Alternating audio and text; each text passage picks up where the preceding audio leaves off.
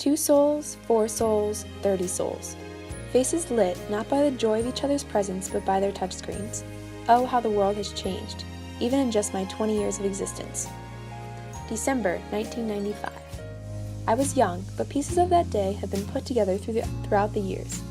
2 girls preoccupied by the dressing and redressing of their Groovy Girl dolls, which, by the way, were far better than Barbies.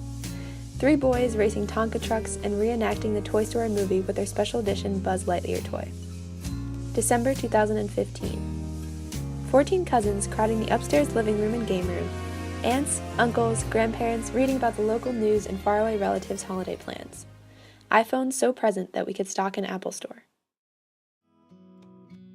A lot of times I sit on my phone, especially when I'm with my sisters, and we just actually Snapchat across the room or text across the room, so we're not actually talking, but we're still talking, but it's not the same as face-to-face. 1995. All family members fall victim to what we call the Pagano Christmas food coma. After 5 fully plated courses of food, avoiding the coma is just not a thing. Slightly off topic, I know, but I have to mention that my Nona's honey balls make the world go round.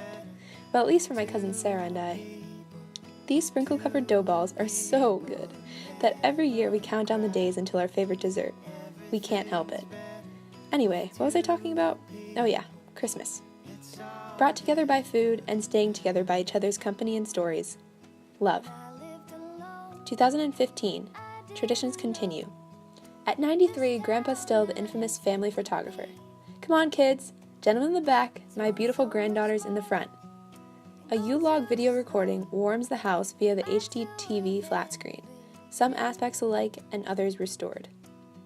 I got together with my friends, my high school friends, over Christmas break, and we were all sitting in a big circle, and every single person was on their phone, and we realized it, and then we put all our friends in the middle so that we would actually talk about what had happened to us in that semester.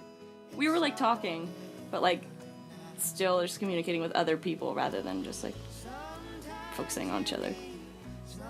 Love is attention. Technology advances extremely rapidly. Easier, cheaper, smarter, and more accessible than ever before. Robots can make a disaster go away faster. Even in the rain, people stood between Madison and Fifth Avenue under their umbrellas, charging their cell phones from outlets on the street. We live in a tech era. Screens constantly expose us to advertisements, news, video games, sports, cute videos of puppies splashing through puddles on a rainy day. We live in a time where communication is stunt and simple, where the stabbing feelings of a face-to-face breakup are hidden behind a QWERTY keyboard. Where on most days, we would rather stay cuddled on our couch to FaceTime a friend who we haven't seen in 2 months than to meet them at a local coffee shop. Not as much as before, but at least we're still communicating.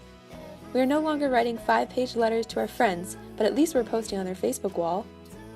It could be worse, but where will time take us?